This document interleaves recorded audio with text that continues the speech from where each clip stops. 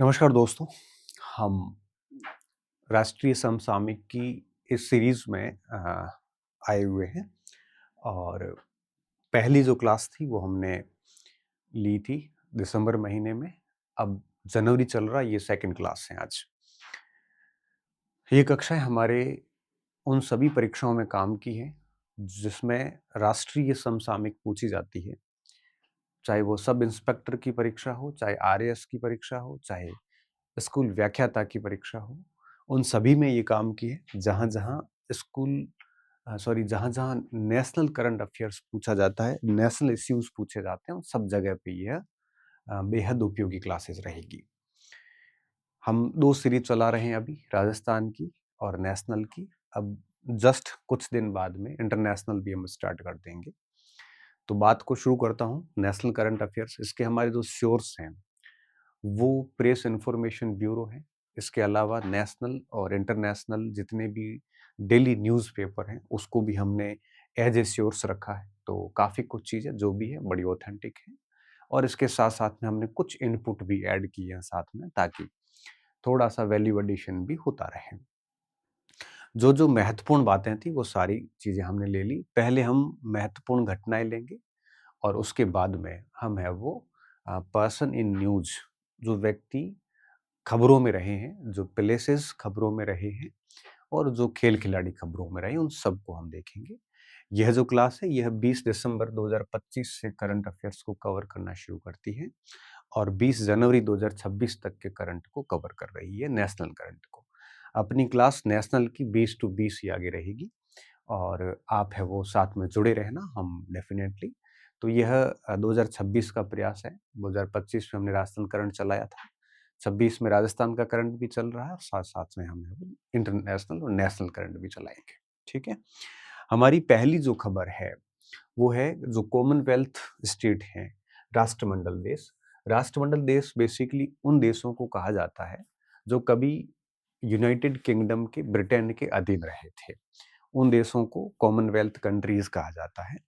तो उन देशों के अध्यक्षों और पीठासीन अधिकारी, रिटर्निंग ऑफिसर्स जिसे आप कह सकते हो, पीठासीन अधिकारी हमेशा ध्यान रखना, इलेक्शन की प्रक्रिया का मुख्य अधिकारी माना जाता है।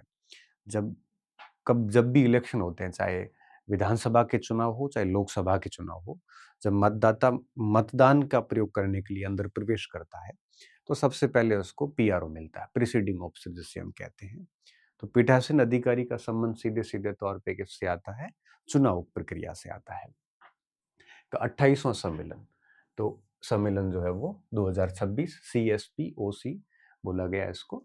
अ, 28वां सम्मेलन अभी नई दिल्ली में आयोजित किया गया। इस सम्मेलन का जो मेन मोटो होता है वो ये होता है कि जितने भी देश भाग लेने वाले, अभी इस सम्मेलन में 60 देशों के 166 प्रतिनिधियों ने भाग लिया। जितने भी देश भाग लेने वाले वो अपनी चुनाव प्रक्रिया पे डिस्कस करते हैं और अच्छी-अच्छी चुनाव प्रक्रिया को अपनाने का काम करते हैं। अपने देशों में भी जाके अपनाते हैं। तो यह 28वां एडिशन है। इससे पहले भारत के अंदर 3 बार पहले भी यह हुआ है। 69 से ये सम्मेलन चलते आ रहे हैं। तो यह 14 से 16 जनवरी 26 तक हुआ नई दिल्ली के अंदर और 60 देशों के तकरीबन 166 प्रतिभागियों ने इसमें भाग लिया था। और फिर इन्होंने 16 जनवरी तक सम्मेलन हुआ, फिर 17-18 तारीख को ये राजस्थान आए हैं और राजस्थान के अंदर संसदीय परंपराओं को इन्होंने जाना है और राजस्थान के पर्यटन स्थलों का भी इन्होंने यहाँ पे भ्रमण किया है। इस सम्मेलन की अध्यक्षता लोकसभा के अध्यक्ष ओम बिड़ला ने की। ओम बिड़ला का संबंध भी कोटा से है, तो डेफिनेटली फिर ये लोग राजस्थान भी आए हैं। अब अगर मैं इसकी बात करूं तो ये सम्मेलन 1969 से स्टार्ट हुए, सबसे पहले कनाडा के अंदर हुआ था। तो कनाडा में हुआ था जिसमें आपके इसकी पहल करने वाले जो लोग थे, वो उस समय के स्पीकर थे आपके माननीय लुसियन लेमरू जो थे, उन्होंने पहल की थी कनाडा के जो हाउस ऑफ कॉमन्स के जो अध्यक्ष होते हैं, जिनको अपन स्पीकर कहते हैं, अपने लोकसभा में अपन स्पीकर कहते हैं। इसकी स्थापना काल से कनाडा सम्मेलन के कार्यों के संचालन की सचिवालय की सुविधा भी प्रदान करता रहा है। तो इसके लिए सचिवालय कहाँ पे अवस्थित है? कनाडा के अंदर है और राष्ट्रमंडल संगठन जो है उसका इससे सीधा कोई संबंध नहीं है। ये अपने आप में एक स्वतंत्र निकाय है। इसमें राष्ट्रमंडल के 53 जो देश हैं उनकी राष्ट्रीय संसदों के अध्यक्ष और पीठासीन अधिकारी इसमें शामिल हुए थे। आगे नाम है, लेकिन नाम याद रखने की ज़्यादा ज़रूरत रहती नहीं है। राष्ट्रमंडल के अंदर 53 संप्रभु देश उन देशों को कहते हैं जो कंट्री सॉवरेन हो, अर्थात अपनी नीतियों के निर्माण में उसको किसी भी बाहरी हस्तक्षेप की जरूरत नहीं रहती और बाहरी हस्तक्षेप को एक्सेप्ट नहीं करते, हम उसको संप्रभु देश कहते हैं। कहने को राष्ट्रमंडल संगठन अब रहा है, लेकिन अब ये राष्ट्रमंडल वाला मामला बड़ा खत्म सा हो चुका है, क्योंकि कॉमनवेल्थ की जो प्रक्रियाएं थी वो आपके सेकेंड वर्ल्ड वार के बाद में जो देश आजाद हुए थे ब्रिटेन के आधिपत्य से, वो राष्ट्रमंडल बना था। उससे पहले से राष्ट्रमंडल शुरू हो गया था। तो कहने का मतलब है अब इतना रेलेवेंस इसका रहा नहीं है। तो ये एक स्वतंत्र ग्रुप है और इसका राष्ट्रमंडल के जो संसदीय संघ है, कॉमनवेल्थ पार्लियामेंट्री एसोसिएशन हो गया या कॉमनवेल्थ हेड ऑफ गवर्नमेंट चोगम जो हो गया, उनसे इसका कोई संबंध नहीं है। ये अपने आप में एक स्वतंत्र निकाय है, तथापि इसकी सदस्यता जो है वो इसके समान है। तो यह सम्मेलन हुआ है। विदेश मंत्रालय से परामर्श से 2020 के अंदर जब कनाडा की शहर जो है ओटावा में 25वां सम्मेलन आयोजित हुआ था, तो उस समय भारत को इसकी मेजबानी मिली थी। तो भारत को मेजबानी 2020 में मिल गई थी इसकी ओटावा के अंदर, और इस सम्मेलन में भारत की तरफ से संसदीय शिष्टमंडल जो है लोकसभा अध्यक्ष ओम बिरला के नेतृत्व में ही शामिल हुआ था। अगर अपन पूर्व सम्मेलन की बात करें तो अभी तो 28वां है, 27वां युगांडा में हुआ था। युगांडा अफ्रीका के अंदर है। ये सारा का सारा, इसके ऊपर साउथ सूडान आ जाता है, नीचे तंजानिया आ जाता है, इधर कीनिया आ जाता है, कंपाला इसकी मेन राजधानी है। तो यहाँ पर युगांडा में आयोजित हुआ था और 3 बार भारत में आयोजित हुआ है, जिसमें से एक बार आपके 1971 में शुरू होने के ठीक 102 साल बाद शुरू हुआ। दूसरा था ये 8वां भी दिल्ली में हुआ था, जनवरी 1986 में हुआ था, कोई 15 साल बाद में दूसरा। फिर 20वां सम्मेलन भी दिल्ली में हुआ है, वापस यही टाइमिंग थी 2010 की विज्ञान भवन में, और अब वापस आपके 29वां सम्मेलन हुआ 2026 के अंदर। तो आप देख लीजिए एक पर्टिकुलर टाइम पीरियड के बाद में भारत में होता रहा है। तो दूसरा, 8वां, 20वां और 29वां, तो यह सम्मेलन पहले भी 4 बार भारत में आयोजित, 3 बार हो चुका है। अब कुल कितनी बार हो चुका है? 4 बार यह सम्मेलन आयोजित हो चुका है। अब बाहर से कुछ अतिथि आमंत्रित किए गए थे। तुलिया एक्सन, क्रिस्टोफर कलीला, ये सीपीए की सचिव हैं, ये अंतर संसदीय संघ के प्रेसिडेंट हैं। इनको बाहर से बुलाया गया था। अब इस सम्मेलन के बाद में इन्होंने राजस्थान का भ्रमण किया है 2 दिन बाद में 17-18 को, और जयपुर में यहाँ पे इन्होंने फिर से सम्मेलन किया है, और इसके साथ में आपके फिर यहाँ पे ये लोग वापस लौट गए। तो हमें इतना ज़्यादा सम्मेलन किया ये ध्यान रखने की आवश्यकता नहीं है, बट हाँ, इतना ज़रूर ध्यान रखना है कि सम्मेलन कब हुआ, कैसे हुआ, इनके उद्देश्य क्या थे। अब इसमें कुल पीठासीन अधिकारी 59 थे, और लोकसभा अध्यक्ष और राज्यसभा के उपाध्यक्ष सहित टोटल लोग 61 थे। 61 अध्यक्षों और पीठासीन अधिकारियों में से जिन्होंने अभी तक सम्मेलन में शामिल होने की पुष्टि की, उनमें से 44 स्पीकर थे, 15 डिप्टी स्पीकर थे। 44 स्पीकर में से 41 ये आपके इन देशों से थे और 4 दूसरे देशों से भी आए थे। तो आप सोच सकते हो 61 लोग थे, तो भारत सहित माने तो जिसमें से लोकसभा के अपने जैसे ओम बिरला अध्यक्ष है, ऐसे सभी के जो उच्च सदन है सभी देशों के, उनके 44 अध्यक्ष आए थे और 15 जो है वो उपाध्यक्ष शामिल हुए थे।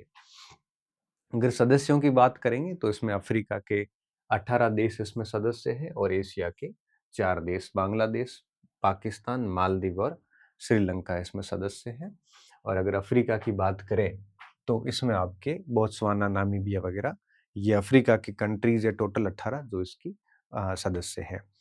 इसके अलावा अगर आप और देखोगे तो ये तो हो गए 18 और 4 22 ये हो गए। इसके साथ साथ और देखोगे तो आपको ऑस्ट्रेलिया, न्यूजीलैंड भी मिलेंगे। ब्रिटिश द्वीप समूह का साइप्रस, माल्टा, यूनाइटेड किंगडम भी मिलेगा। दक्षिण पूर्वी एशिया से मलेशिया, सिंगापुर, कनाडा खुद मिलेगा। भारत खुद है। प्रशांत से भी 9 देश हैं। ऐसे करके काफ़ी इसमें सदस्य हैं। और कैरेबियन, अमेरिका और अटलांटिक क्षेत्र से भी 13 देश इसके सदस्य बने हुए हैं।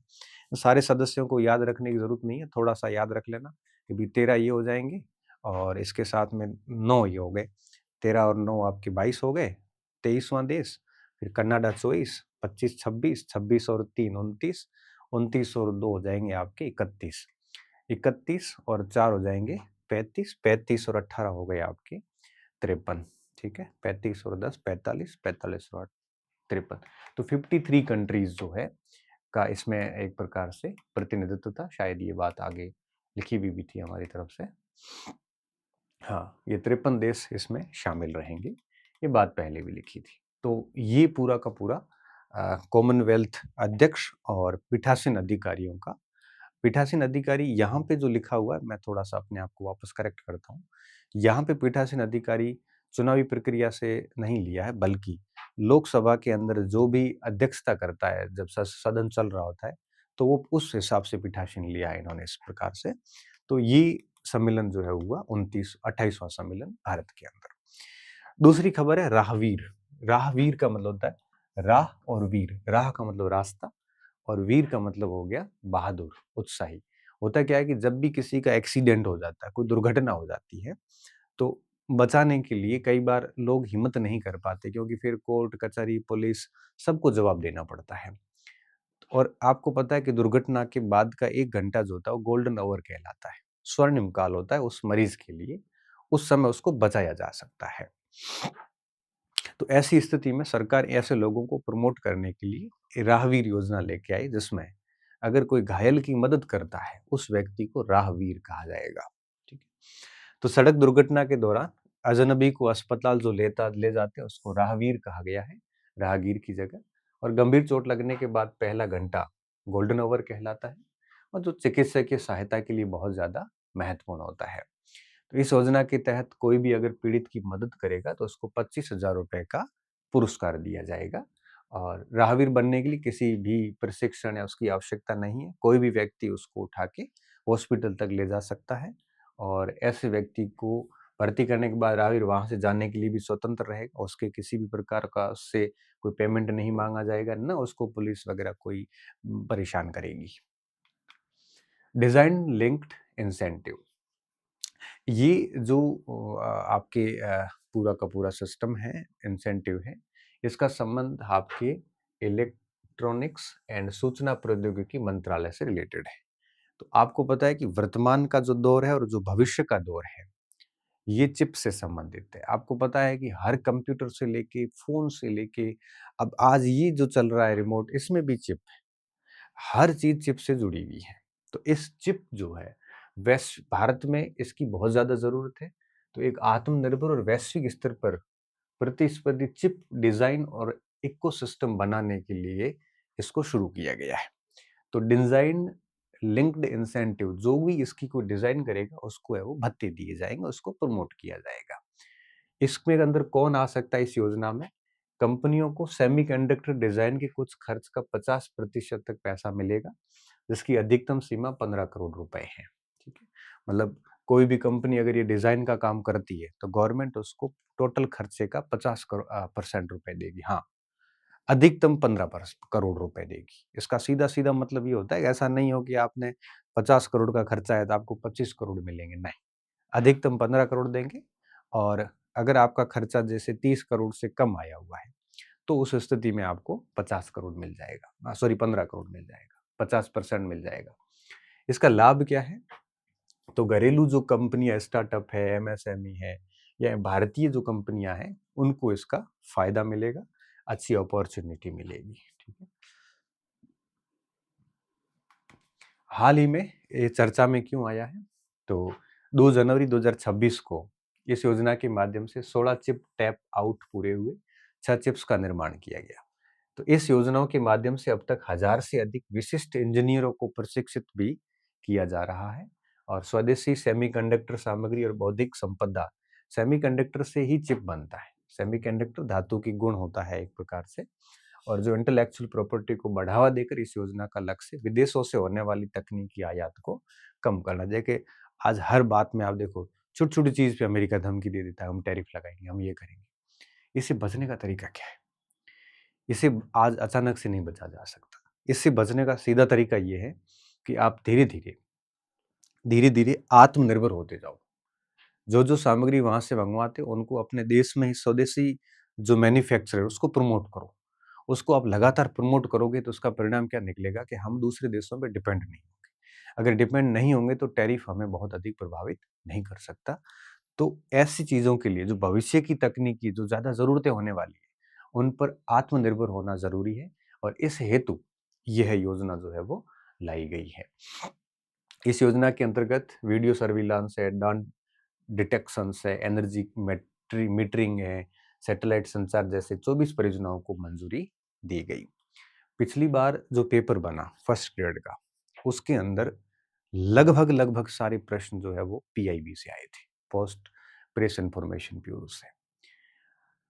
पीआईबी, सूजस और जो डीआईपीआर है, ऐसे 4-5 स्रोतों से प्रश्न आए थे और मैं वहीं से पढ़ा रहा हूँ। अब मुझे इतना भरोसा है कि अगर आप ठीक से पढ़ोगे तो फर्स्ट ग्रेड का आरएएसएसआई का 80 से 90% करंट आपको इन क्लासेस से मिल जाएगा। और मैं ज़्यादा क्लासेस तो लेता नहीं हूँ। आपको पता है कि महीने में 1 क्लास होती है, राजस्थान की 1 क्लास होती है, इंडिया की 1 होगी, वर्ल्ड की। और इसकी पीडीएफ जो है, पीपीटी आपको मेरे टेलीग्राम चैनल पे मिल जाएगी क्लास के बाद। और अपना Telegram channel doctor Ganpat Singh Rajpurohit नाम से है, जिसमें हम सभी 2 लाख भाई बंधु उसमें जुड़े हुए हैं। 2,02,000। तो इससे क्या आपको नंबर देख के एक आइडिया हो जाएगा कि सर का असली चैनल कौन सा है। बाकी तो क्या है, कई बार कई बच्चों ने बना रखे हैं तो उसमें क्या आपको आइडेंटिफाई करने में आसानी रहती है। राष्ट्रीय पशुधन मिशन, हम पता है कि पशुओं को अपना एक धन मानते हैं। धन क्यों मानते हैं? पशु का दूध बेचते हैं, पशु के ऊन बेचते हैं, पशुओं का मांस है वो देश में बिकता है, पशुओं की हड्डियों से भी उपयोग लिया जाता है। पशु हर प्रकार से आपके अंडे देता है, पशु हर प्रकार से ऐसी सामग्री है देता है जिससे कि हमारा रोजगार चलता है। इसलिए पशु को प्राचीन काल से धन माना जाता है। तो रोजगार सृजन, उद्यमिता, पशु उत्पादकता में वृद्धि करना, ये मांस है, दूध है, अंडे है, ऊन है, इसकी उत्पादकता को बढ़ावा देना, इन सब चीजों के लिए ये मिशन स्टार्ट किया गया। ये 2024 से चल रहा है। इसमें ऊंट, घोड़ा, गधा, खच्चर के विकास जैसे नए कार्यकलाप शामिल करने के लिए इसमें संशोधन किया गया है। अब इसमें क्या किया गया है? संशोधन किया गया जिसमें ये कुछ और पशुओं को शामिल कर लिया गया है। ठीक है? ऊंट, घोड़ा, गधा, खच्चर, व्यक्तिगत किसान उत्पादक संगठनों, स्वयं सहायता समूह है, या जितने भी आपके संयुक्त दयता समूह है, किसान सहकारी संगठन है, और धारा 8 कंपनियों को प्रोत्साहन देकर पहली बार इन पशुओं के प्रजनन फार्म स्थापित करने के लिए भी इनको चुना गया है। लाभार्थी द्वारा जो प्रीमियम रूपी दी जाने राशि को घटाकर 15% दिया गया। प्रीमियम का क्या मतलब होता है? जब कोई बीमा करवाते हैं हम, तो एक किस्त हमारे को भरनी पड़ती है, उसको हम प्रीमियम कहते हैं। तो जैसे एक हिस्सा जनरली किसान भरता है, एक हिस्सा गवर्नमेंट भरती है। तो जैसे मान लो 20% हिस्सा किसान ने भर दिया, तो 80% गवर्नमेंट है वो वहन करती है। इसकी स्थिति में इस योजना में, तो अब वो जो प्रीमियम राशि थी वो 15% कर दी है, तो शेष वाला जो है वो गवर्नमेंट देती है। जो पहले 20% से 50% हुआ करती थी प्रीमियम राशि, तो इससे क्या है कि पशुपालकों के लिए थोड़ा-सा चीज़ें और आसान हो जाएगी। राष्ट्रीय पशुधन मिशन में 2 संशोधन हो गए। एक तो ये 4-5 पशुओं को और ऐड कर दिया और प्रीमियम राशि को भी इन्होंने 15% कर दिया है। साथ ही और क्या चेंज किया, एक लाभार्थी द्वारा बीमा किए जा सकने वाले पशुओं की संख्या भी 5 इकाई 5 पशु इकाई बड़ा पशु या 10 छोटे पशु से बढ़ाकर अब 10 पशु इकाई कर दिया है। तो पहले एक किसान 5 पशुओं का बीमा करवा सकता था इसके तहत, अब 5 से बढ़ा के 10 कर दिए हैं। अब एक लाभार्थी 100 छोटे पशुओं के करवा सकता है बीमे, और 10 बड़े पशुओं का बीमा करवा सकता है। हालांकि सूअर और खरगोश के लिए संख्या अभी भी 5 ही है। वर्तमान में बीमा प्रतिशत केवल 0.98% है, मतलब देश के अंदर बहुत कम बीमा पशुओं का होता है। सरकार ने देश की कुल पशु आबादी के 5% को कवर करने की कोशिशें शुरू की है, जो अभी कितनी है? अभी केवल 0.98%, मतलब 1% से भी कम पशु हुए बीमित हैं। अब प्रयास गवर्नमेंट कर रही है कि इसमें 5% पशुओं का बीमा किया जाए, क्योंकि कई बार पशु जब मर जाता है तो किसान उबर नहीं पाता, उसको जो खामियाजा भुगतना पड़ता है, जिसको फाइनेंशियली लॉस होता है, वो उसके लिए बियर करना आसान काम नहीं होता। इस वजह से ये सब चीज़ें चलती हैं कि उनके अगर बीमा होगा तो उसको थोड़ी मदद मिल जाएगी, बीमा राशि पास हो जाएगी। तो इसके लिए पहले 240 करोड़ रुपए आवंटित किए गए, जिनमें से अभी तक 160 करोड़ का उपयोग भी इन्होंने कर लिया है। तो 240 करोड़ रुपए इस पशुधन मिशन के लिए दिए गए हैं। दिल्ली के अंदर अटल कैंटीन योजना शुरू की, जिसमें सस्ता खाना मिलेगा। कैंटीन नाम से पता चल जाता है। यह 25 दिसंबर 2025 को शुरू की गई है। इसमें योजना के तहत शहर के 100 चिन्हित स्थानों पर, दिल्ली के अंदर 100 टारगेटेड स्थान है, वहां पर 5 रुपए में एक प्लेट खाना उपलब्ध करवाया जाएगा, मात्र 5 रुपए में। क्योंकि जो महानगर है, यहाँ पर आपको पता है कि झुग्गी झोपड़ी स्लम बहुत अधिक है, मजदूर बहुत रहते हैं, और होटल में जाते हैं तो बहुत महंगा पड़ता है। 5 रुपए में थाली मिलने का मतलब है भूखमरी को समाप्त करना। इसमें गरीब है, मजदूर है, कम आय वाले जो लोग हैं, उनको आपके किफ़ायती भोजन मिल जाता है। पहले चरण में इन्होंने 45 कैंटीन है, और अब आगे है वो 55 कैंटीन और शुरू की जाएगी। तो ये सिर्फ दिल्ली के लिए योजना है, अटल कैंटीन योजना। बाकी देश भर के लिए आपको पता है कि योजना चल ही रही है, इंदिरा रसोई योजना वगैरह। लोकतंत्र और चुनाव प्रबंधन पर पहला भारतीय अंतर्राष्ट्रीय सम्मेलन 2026। ये जो भारत मंडपम है हमारा दिल्ली के अंदर, यहाँ पर इलेक्शन कमीशन ऑफ इंडिया ने 21 से 23 जनवरी 2026 तक आयोजित किया गया, और यह 3 दिवसीय सम्मेलन है, जिसको हम इंग्लिश में बोले तो Indian international institute of democracy and election management नाम दिया गया है। इसके द्वारा इसको आयोजित किया जा रहा है।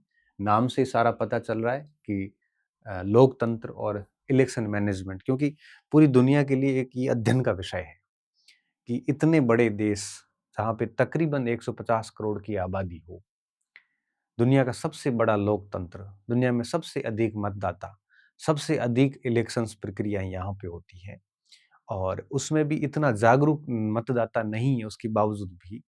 तो ये एक चुनाव प्रबंधन केस स्टडी होती है इंडिया की।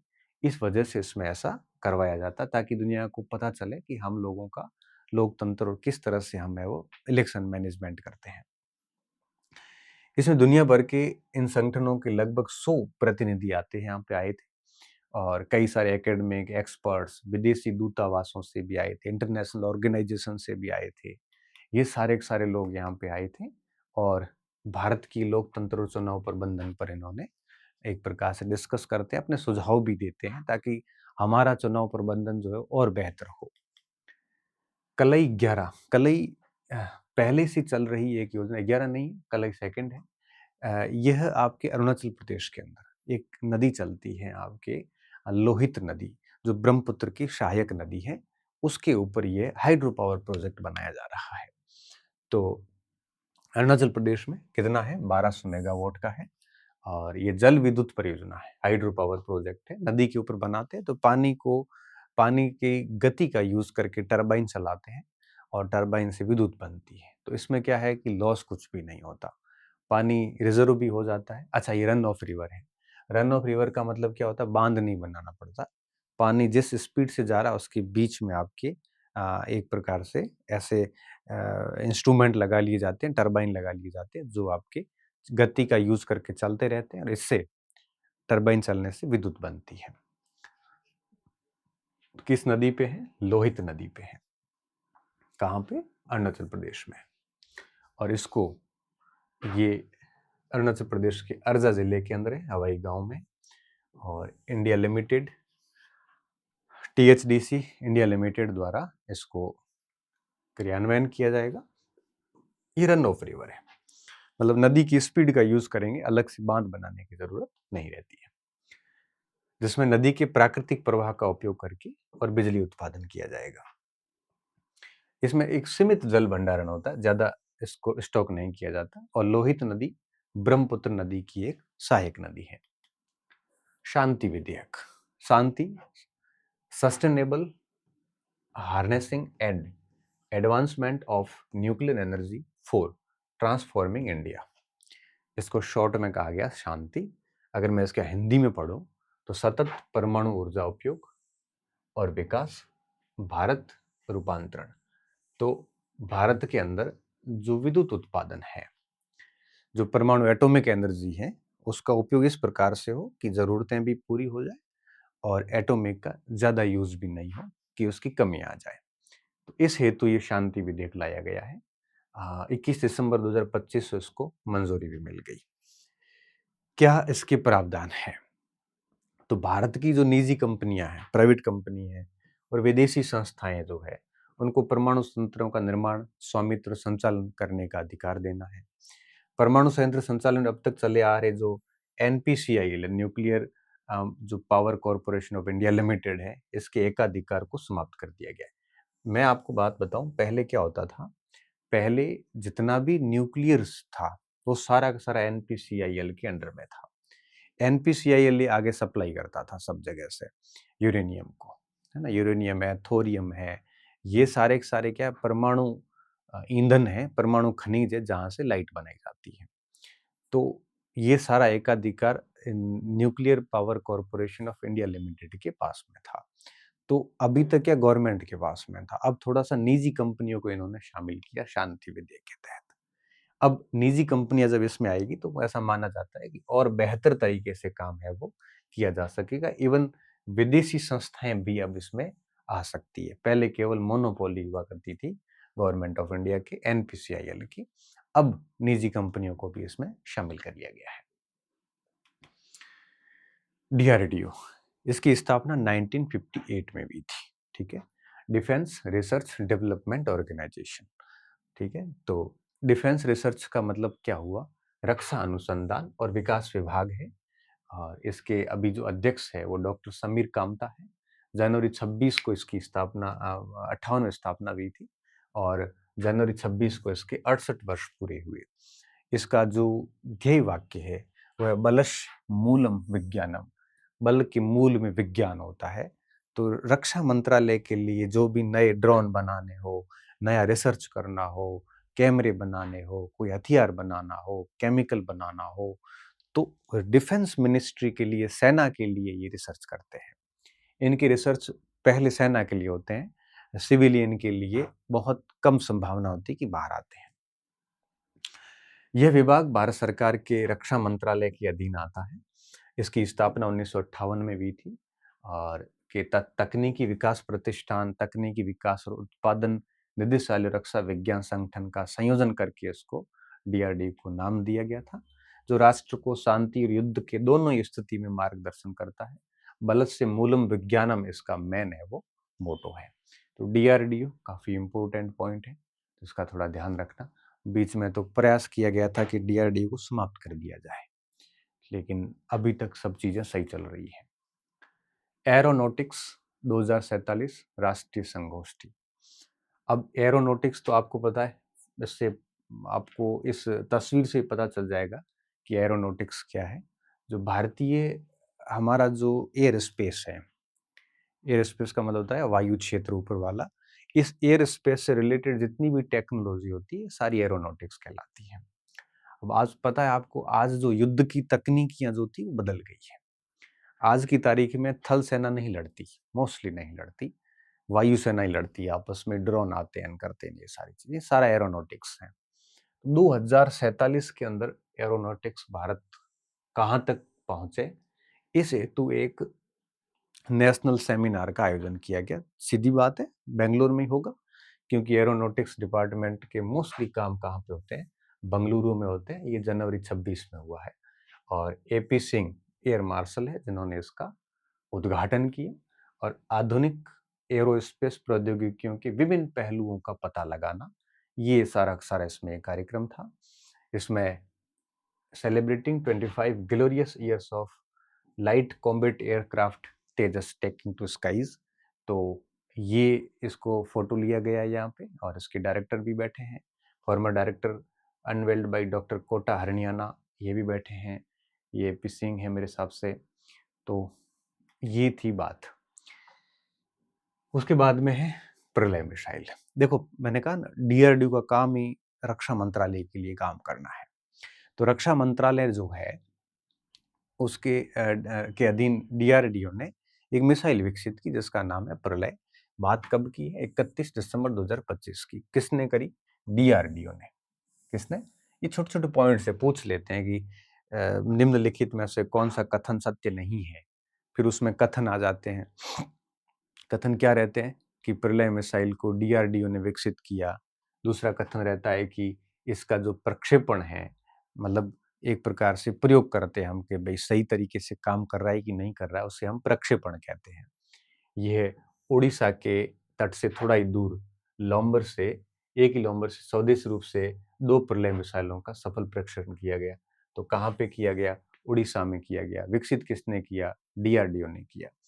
अब यह परीक्षण आपके Pinaka long range guided rocket और के-4 पनडुब्बी से लॉन्च की जाने वाली बैलिस्टिक मिसाइल सहित मिसाइल परीक्षणों की तीव्र श्रृंखला का हिस्सा है, जो भारत के मिसाइल शस्त्रागार के आधुनिकीकरण, विविधता लाने पर ध्यान केंद्रित करने को दर्शाता है।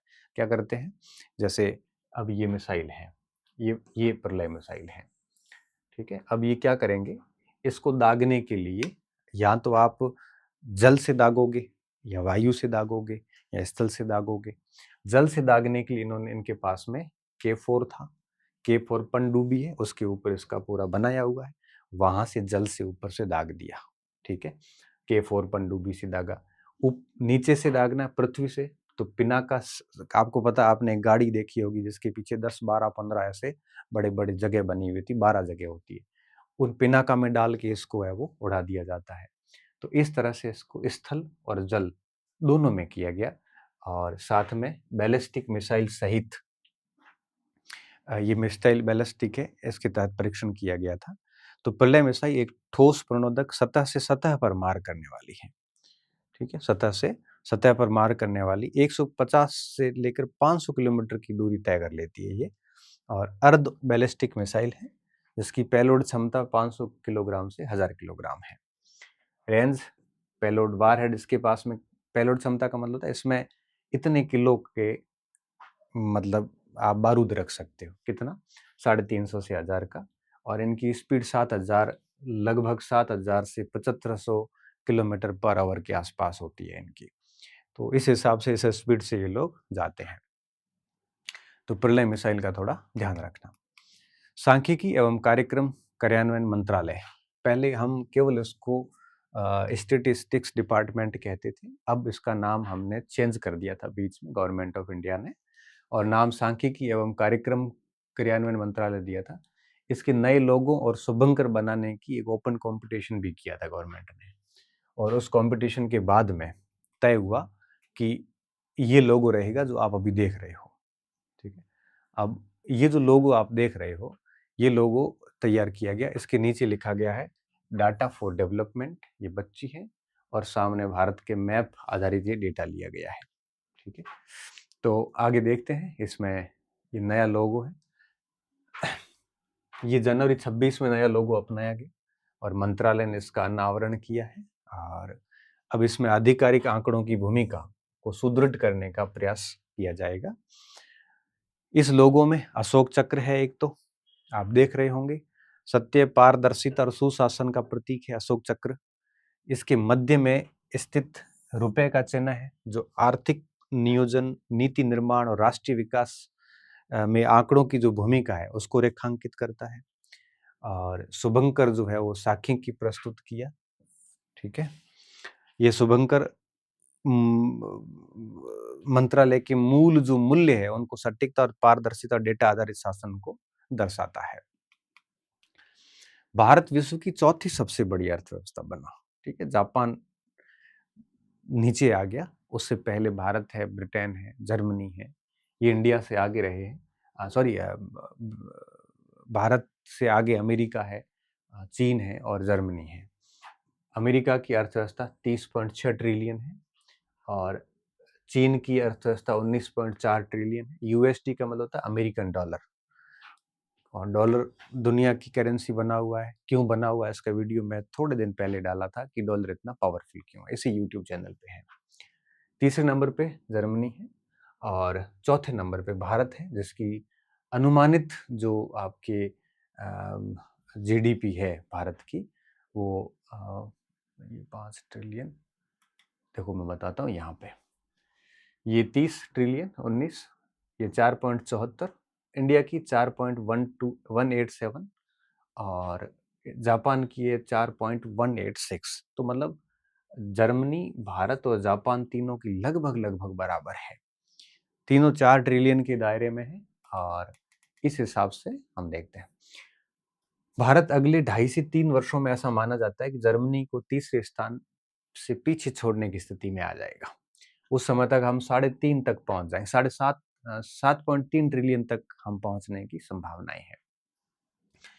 पीपीपी के आधार पर भारत की अर्थव्यवस्था इस समय तीसरे स्थान पर है, जिसका जीडीपी यूएसडी 14 ट्रिलियन है और ये चीन सेकंड पे है और अमेरिका है वो फर्स्ट पे है। अंतर्राष्ट्रीय मुद्रा कोष का अनुमान है कि भारत की जीडीपी 2030 तक 20.7 ट्रिलियन तक पहुंच जाएगी। 38 तक ये विश्व की दूसरी सबसे बड़ी अर्थव्यवस्था बन जाएगी। ठीक है, पीपीपी का मतलब क्या होता है? क्रय शक्ति क्षमता के बेस पे। क्रय शक्ति क्षमता का क्या मतलब होता है? जैसे दो देश हैं, एक ब्रिटेन है, एक भारत है। अब किस देश में कितना रुपया कितनी सामग्री खरीद पा रहा है और किस व्यक्ति के पास में कितना पैसा है, तो उपभोक्ता के पास में, इसे हम उसकी क्रय शक्ति कहते हैं। भारत जैसे देशों की क्रय शक्ति अधिक है, पॉपुलेशन भी अधिक है और यहाँ पैसा भी पावरफुल रहता है। इस वजह से हम कहते हैं क्रय शक्ति के बेस पे देखोगे तो आईएमएफ कहता है कि भारत की पीपीपी के मोड पे तीसरे स्थान पे है। अगर जीडीपी के आकार को देखोगे, आकार का मतलब क्या है कि साल भर में देश के अंदर जितने भी आपके सेवा क्षेत्र हैं, उद्योग क्षेत्र है, कृषि क्षेत्र है, इन तीनों क्षेत्रों से देश में जितना भी टोटल प्रोडक्शन हुआ है उसकी साल भर की जो मार्केट वैल्यू है उसको हम कहते हैं जीडीपी, आकार के आधार पे। ठीक है ना, तो ये आकार के बेस पे अभी हम तीसरे स्थान पे नहीं है बल्कि चौथे स्थान पे है। जर्मनी से थोड़ा कम है, जापान से थोड़ा ऊपर है। ये था इसका। भारतीय वायुसेना के नए उपाध्यक्ष किसको बनाया? नागेश कपूर को बनाया है। ये फोटो आप देख सकते हो, vice chief of the air staff sorry, ये है। और इनको चौथा नहीं है, सॉरी काउंटिंग तो लंबी हो जाएगी, खैर। तो नागेश कपूर को इनको नया उपाध्यक्ष बनाया। एयर मार्शल नागेश कपूर ने 85 में एनडीए से ग्रेजुएट किया था, मतलब एनडीए पास आउट है। 6 दिसंबर 1986 को ये फाइटर पायलट बन गए थे और 86 में फाइटर पायलट बने। अभी आप ये है वो आपके air vice chief of the air staff है। भारत का पहला सरकारी एआई क्लिनिक नोएडा में बनाया है, यूपी के अंदर। सरकारी एआई का मतलब हॉस्पिटल गवर्नमेंट का है। एआई क्लिनिक का मतलब क्या हुआ? जिसमें कई सारी चिकित्सा सुविधाएं वगैरह आर्टिफिशियल इंटेलिजेंस से तय होगी। ठीक है, तो ये कहाँ से है? ग्रेटर नोएडा से। यहाँ पे government institute of medical science है, जहाँ भारत का पहला सरकारी हॉस्पिटल होगा, जहाँ पे आर्टिफिशियल इंटेलिजेंस क्लिनिक का शुभारंभ किया गया है। और यहाँ पर आपके विभिन्न प्रकार की सरकारी अस्पताल में विभिन्न प्रकार की एआई आधारित स्वास्थ्य समाधान सीधे मरीज और डॉक्टरों के बीच का काम करेगी। आईआईटी कानपुर इसमें इनको कंटिन्यू सहयोग कर रहा है। 72वें राष्ट्रीय वॉलीबॉल टूर्नामेंट 4 जनवरी 2026 में प्रधानमंत्री नरेंद्र मोदी ने इसका उद्घाटन किया है। नेशनल वॉलीबॉल टूर्नामेंट है ये, और कहाँ पे? Sampurnanand sports stadium Varanasi. क्योंकि मोदी जी यहाँ के सांसद भी हैं तो उनकी जिम्मेदारी भी बनती है। इसमें 28 राज्यों की 58 टीमें पुरुष और महिलाओं ने भाग लिया है और यह आयोजन वाराणसी को एक प्रमुख खेल हब बनाने की ओर कदम है, क्योंकि जब इतने बड़े आयोजन होते हैं तो आयोजन हेतु बड़ा इंफ्रास्ट्रक्चर तैयार किया जाता है, स्टेडियम बनाए जाते हैं, अच्छी सड़कें बनाई जाती हैं, साथ में स्पोर्ट्स की कई सारी एकेडमी ओपन हो जाती है। तो जिस किसी शहर में नेशनल गेम्स हो या इंटरनेशनल गेम्स हो तो उस शहर का जो खेल स्ट्रक्चर है, जो स्पोर्ट्स इंफ्रास्ट्रक्चर है, वो काफ़ी ठीक हो जाता है वहाँ पे, क्योंकि फिर वहाँ पे कई सारी एकेडमी खुल जाती है, पहले ही खुल जाती है, अच्छे सारे होटल्स खुल जाते हैं, वहाँ पे बहुत सारी अच्छी सड़कें बननी शुरू हो जाती है, सफाई भी हो जाती है, कई सारे स्टेडियम बनाए जाते हैं, कई सारे स्पोर्ट्स इवेंट्स के लिए मैदान बनाए जाते हैं। तो कुल मिला के वहाँ पे अच्छा माहौल है वो बन जाता है। तो नेशनल टूर्नामेंट वॉलीबॉल के कहाँ पे हुए? वाराणसी में हुए हैं। गांधी नोबेल शांति पुरस्कार 2025, यह राजस्थान के कोटपुतली के पवाना अहिर निवासी प्रवक्ता डॉक्टर रामकरण यादव को शिमला में यह पुरस्कार है वो दिया गया। 2 जनवरी को 93 टीसी प्रकाश जयंती के अवसर पर गांधी पीस फाउंडेशन नेपाल द्वारा आयोजित किया गया। गांधी पीस फाउंडेशन ने ये गांधी नोबेल शांति पुरस्कार देता है।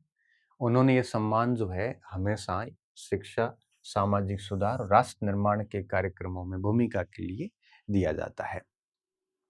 डॉक्टर रामकरण यादव को टीसी प्रकाश राष्ट्रीय गौरव 2026 से भी सम्मानित किया गया और इस पूरे कार्यक्रम की जो अध्यक्षता थी वो सिंघानिया विश्वविद्यालय के कुलपति डॉक्टर मनोज गर्ग ने की थी और मुख्य अतिथि के रूप में डॉक्टर जितेंद्र सिंह को यहाँ पे सम्मानित किया गया था। तो गांधी नोबेल शांति पुरस्कार सम्मानित किया गया। अच्छा, जितेंद्र सिंह को भी इसमें सम्मानित किया गया। तो आपको डॉक्टर रामकरण यादव का और जितेंद्र सिंह का नाम आपको याद रखना है। 10वां भारतीय फार्माकोपिया 2026। देखिए, फार्मा का क्या मतलब है? फार्मा का मतलब है दवाइयों से, जो फार्मास्यूटिकल से रिलेटेड है, दवाई, ड्रग्स वगैरह, ये सारे फार्मा में है। तो सीधी सीधी बात है, ये फिर किसका विषय हो जाएगा? केंद्रीय स्वास्थ्य परिवार कल्याण एवं रसायन उर्वरक मंत्री जेपी नड्डा ने इसका उद्घाटन किया है नई दिल्ली में। कहाँ पे? डॉक्टर अंबेडकर अंतर्राष्ट्रीय केंद्र में।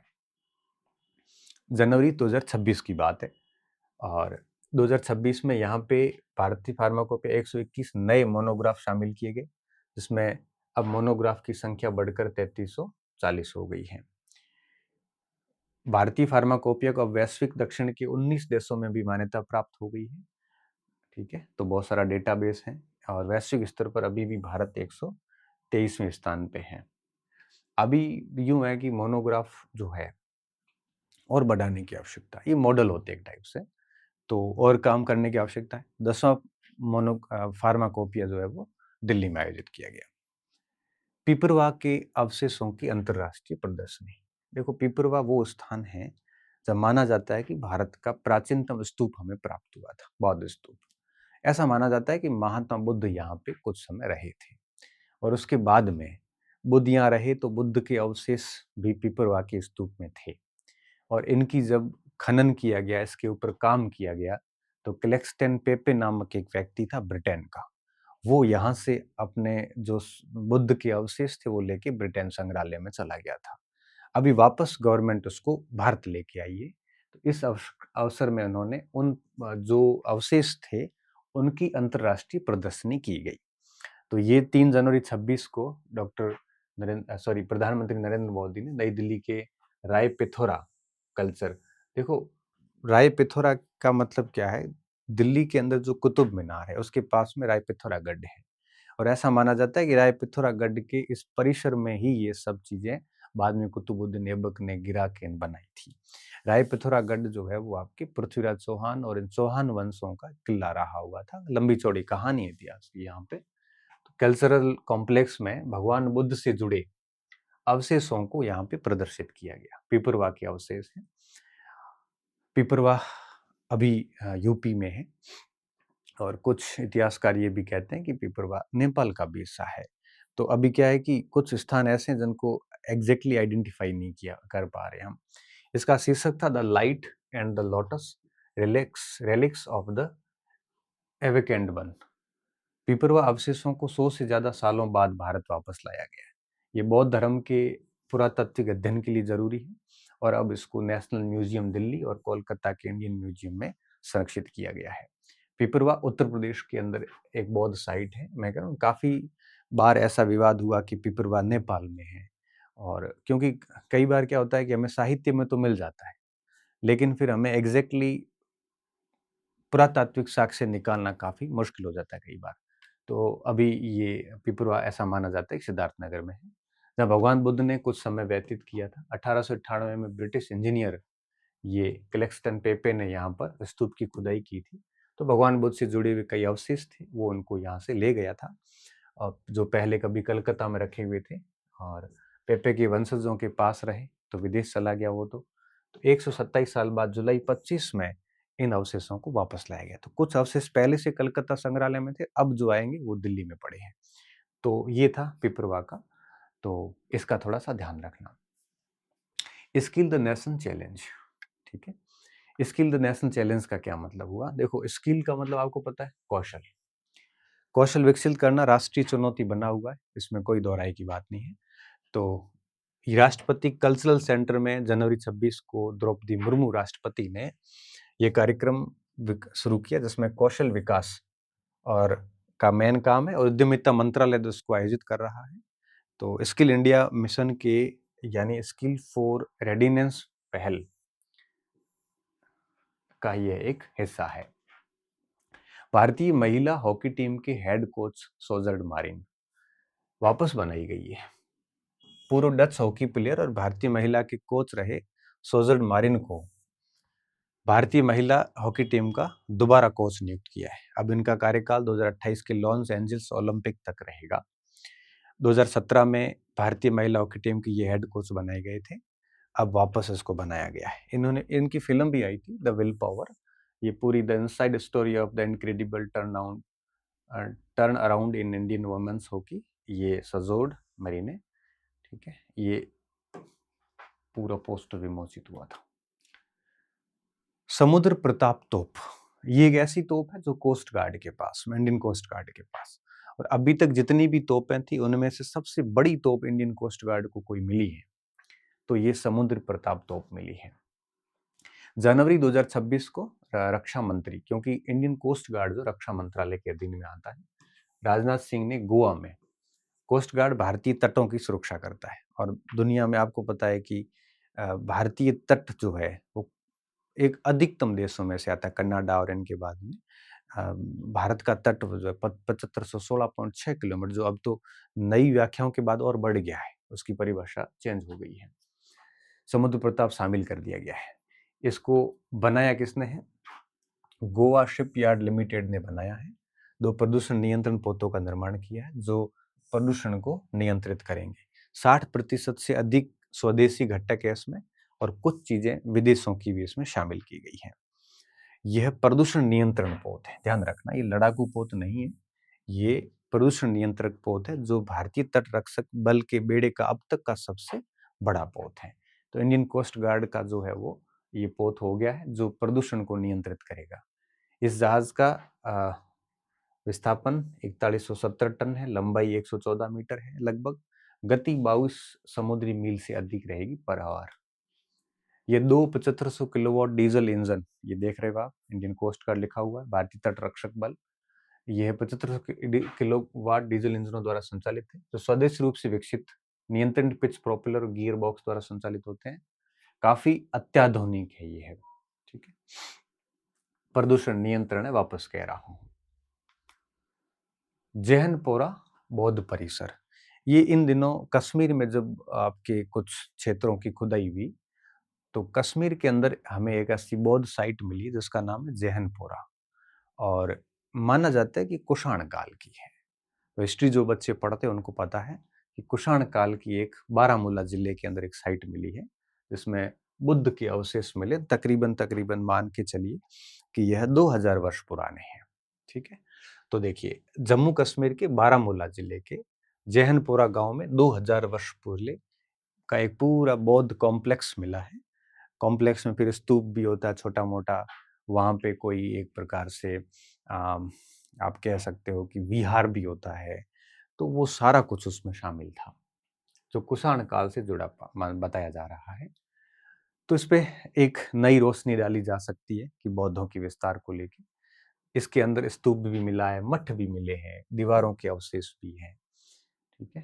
तो ये पूरी इस कुषाणकालीन बसावट का हिस्सा मानी जा रही है, और भी बहुत सारी चीजें हैं, बर्तन, तांबे की कलाकृतियां वगैरह यहाँ से प्राप्त हुई है। विश्व की दूसरी राष्ट्रीय पर्यावरण मानक प्रयोगशाला, विश्व की दूसरी, दिल्ली में डेफिनेटली।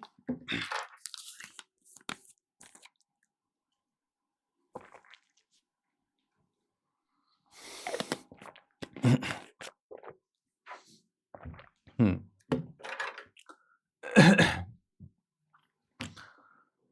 5 जनवरी 2026 को कहाँ पे, नई दिल्ली के अंदर CSIR राष्ट्रीय भौतिक प्रयोगशाला में इसका उद्घाटन किया गया विज्ञान मंत्री डॉक्टर जितेंद्र सिंह के द्वारा।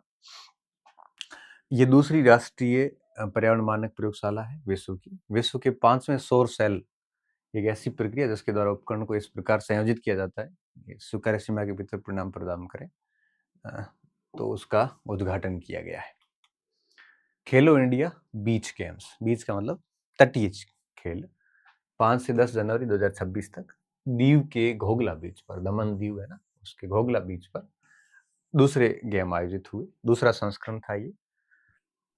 इसका जो उद्घाटन था कश्मीर के उपराज्यपाल मनोज सिन्हा ने किया, और केंद्र शासित प्रदेश अब तो एक कर दिया गया, दादरा नगर हवेली और दमन दीव, पहले ये 2 थे, अब पिछली गवर्नमेंट मोदी सरकार ने इस दोनों को एक कर दिया है। अब तो आयोजित 20 गेम में 8 खेल थे, जिसमें 2100 से ज्यादा एथलीट हिस्सा ले रहे थे।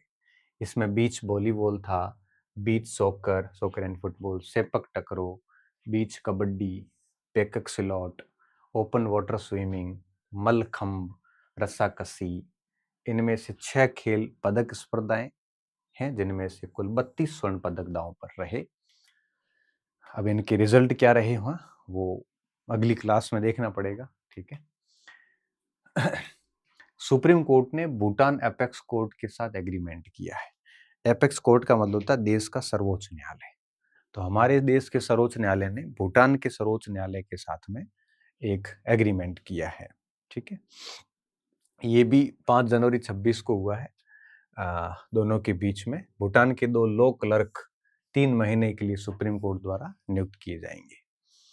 इनमें से क्लर्कों के आने का खर्चा सरकार उठाएगी, भारतीय कानून के मुताबिक सैलरी भी इनको दी जाएगी। साइन करने का उद्देश्य दोनों देश एक दूसरे को कानून को समझना है। तो जब भी सुप्रीम कोर्ट भूटान हो या इंडिया हो, इन दोनों के बीच में जब भी एग्रीमेंट होगा तो उद्देश्य साफ रहेगा कि दोनों के कानूनों को समझना।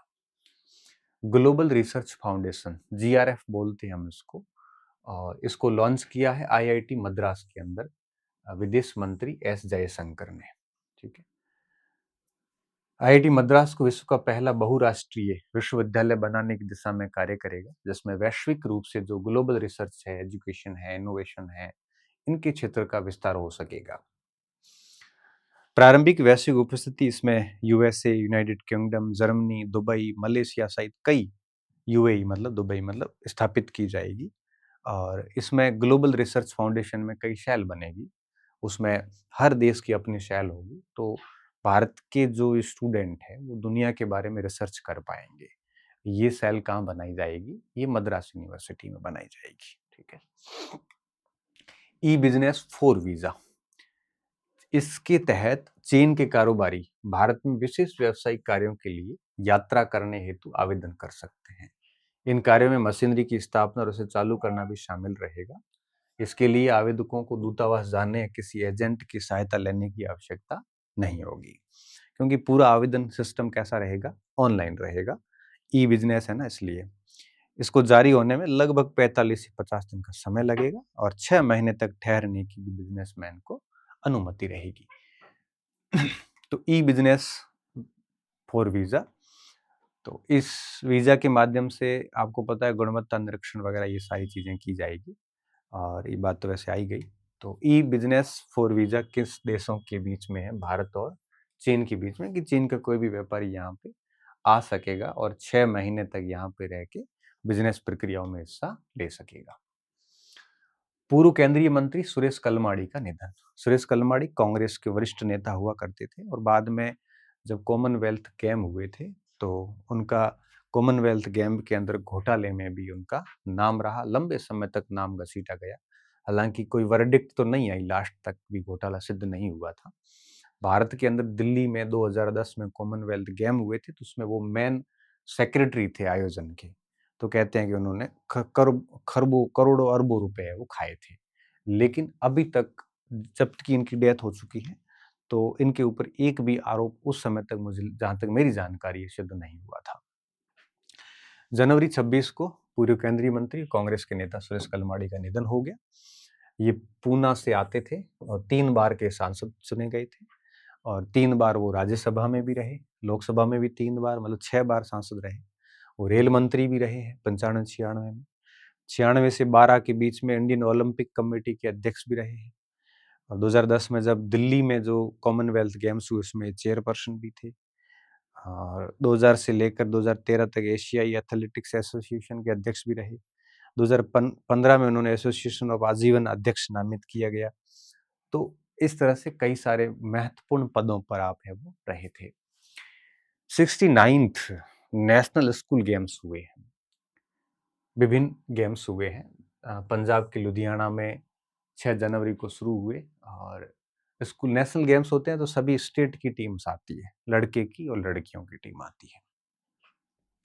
तो इसमें सभी राज्य और केंद्र शासित प्रदेशों के खिलाड़ी, केंद्रीय विद्यालय, नवोदय विद्यालय, विद्या भारती स्कूल की, विद्या भारती की अपनी अलग टीम बनती है, इसे ले रहे थे। और इसमें लड़के लड़कियों के लिए लुधियाना में जो हुआ उसमें जूडो था अंडर आपके 14 और ताइक्वांडो था अंडर 14 का और गतका था अंडर 19 का। ये सारी प्रतियोगिताएं लुधियाना में आयोजित हुई पंजाब के अंदर। इसके अलावा कराटे पुणे में हुए, शतरंज साइकिलिंग रांची में हुआ, बास्केटबॉल बाड़मेर में हुआ, अभी बाड़मेर के अंदर अभी हुआ था, जिसमें गर्ल्स और बॉयज दोनों में राजस्थान चैंपियन रहा अंडर 19 के अंदर। और बैडमिंटन और बेसबॉल जनवरी में ही दिल्ली में हुए, जूडो लुधियाना में हुआ, अभी अपन ने पढ़ा। तो स्कूल गेम्स में भी अलग अलग गेम का आयोजन अलग अलग जगह होता है। पहले एप्लीकेशन मांगते हैं, उसके बाद में अप्रूवल मिलता है, फिर वहां पर आयोजन किया जाता है। पंखुड़ी पोर्टल, पंखुड़ी नाम से पता चल रहा है कि ये महिला और बाल विकास से रिलेटेड होगा।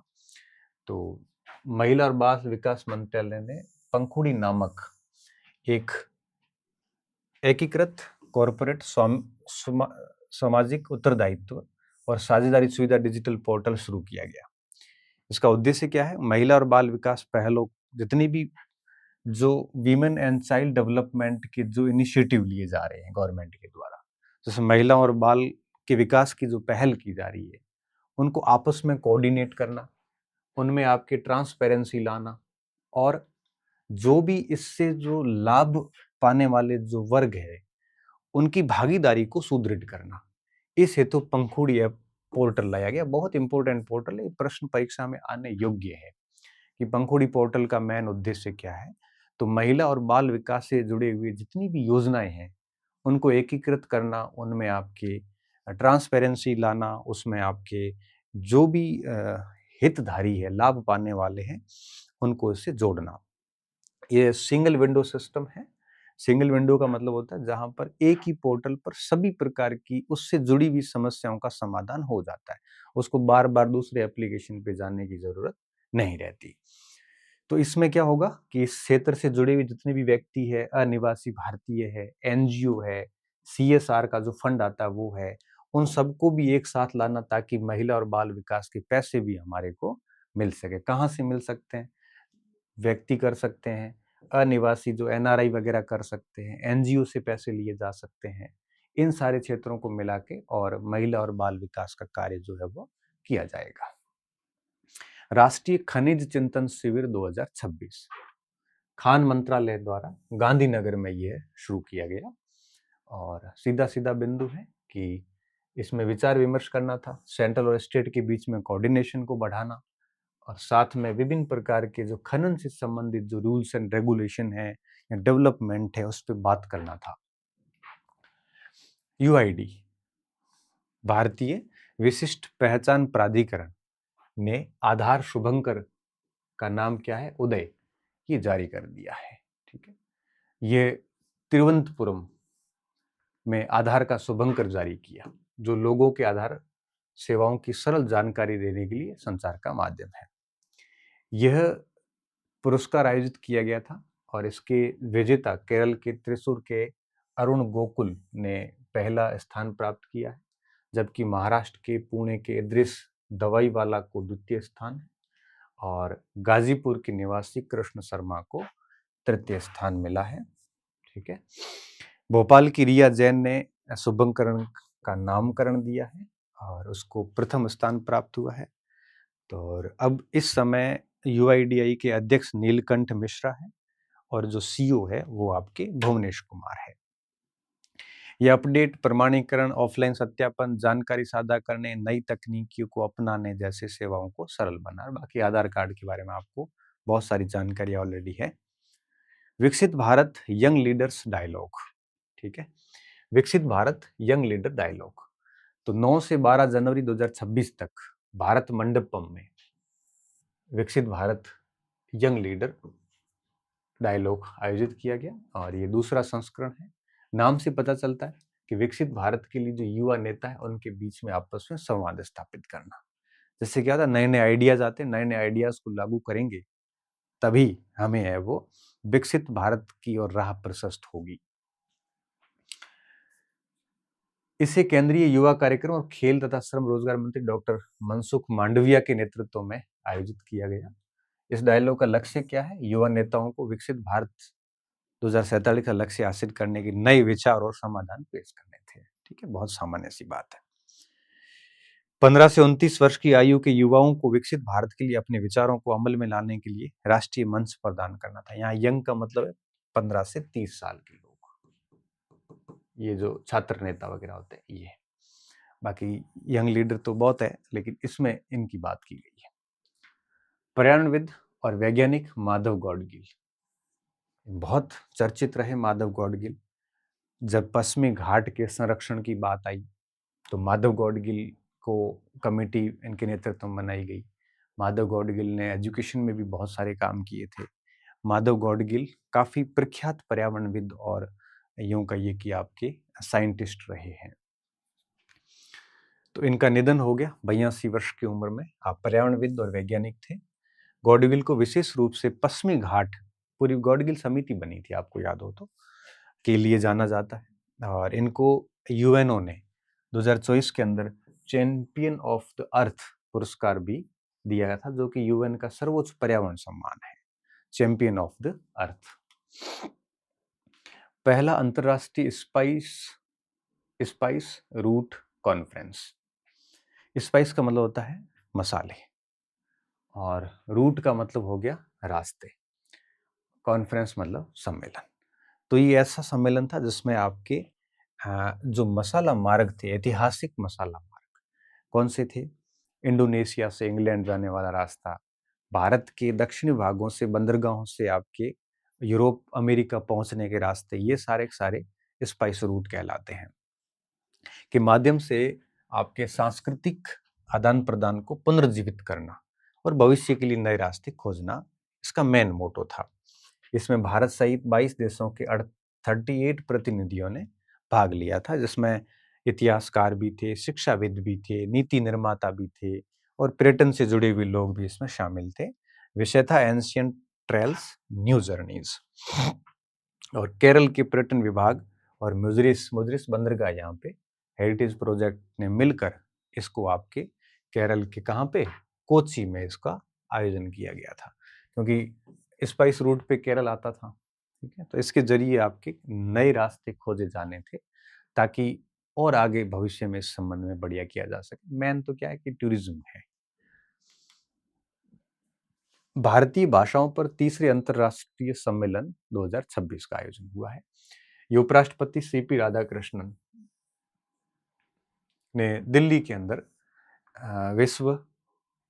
वैश्विक हिंदी परिवार, अंतर्राष्ट्रीय सहयोग परिषद, इंदिरा गांधी राष्ट्रीय कला केंद्र, दिल्ली यूनिवर्सिटी के विद्वानों, भाषाविदों और इन सबको मिलकर ये सम्मेलन जो है वो शुरू किया। दिल्ली की बात है ये। 53rd विश्व पुस्तक मेला प्रगति मैदान दिल्ली में आयोजित होता है। आपको पता है कि दुनिया के सबसे बड़े पुस्तक मेलों में से एक माना जाता है ये।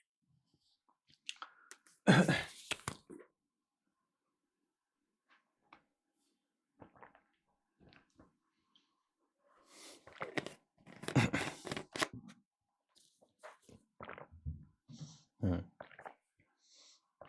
10 से 18 जनवरी 26 को हुआ। भारत में पठन संस्कृति को बढ़ावा देने और साहित्यिक उत्सव का आयोजन करने के लिए भारत सरकार के शिक्षा मंत्रालय द्वारा नेशनल बुक ट्रस्ट एनबीटी की बहुत सारी पुस्तकें आती हैं, वो करता है। साथ में आईटीपीओ रहता है, उद्योग और वाणिज्यिक मंत्रालय रहता है।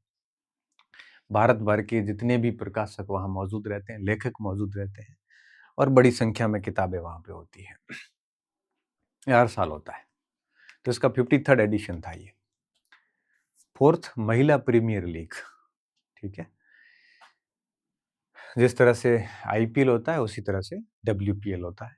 ये जनवरी 9 से 5 फरवरी तक आयोजित हो रहा है।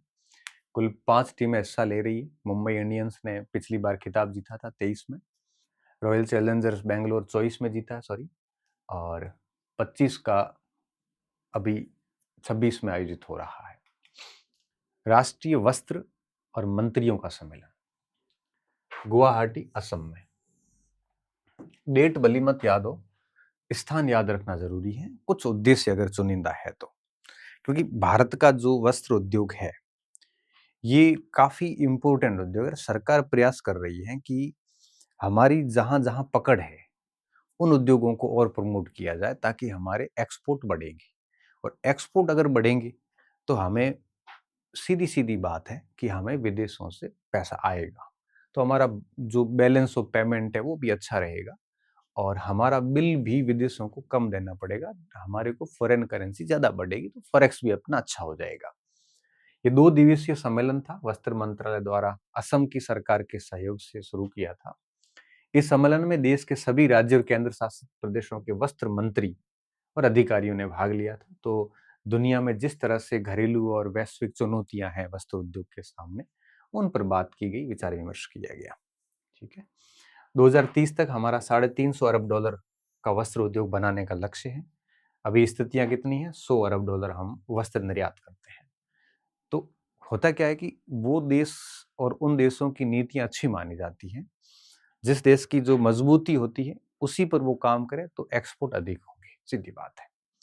हमारा मजबूती है वस्त्र, तो इस पे अगर और बढ़िया काम किया जाए तो अभी $100 अरब का जो एक्सपोर्ट होता है ये बढ़ के 2030 तक $350 अरब का किया जा सकता है। इसी विषय के ऊपर मंत्रियों का सम्मेलन किया गया। तो देश के जितने भी राज्यों के वस्त्र मंत्री है वो सारे असम की गुवाहाटी में इकट्ठा हुए थे। राष्ट्रीय खेल बोर्ड नियम 2026, ठीक है। अब इसमें वैसे आपको समझ में तो कह ही जा रहा है, फिर भी अपन पढ़ेंगे इसको।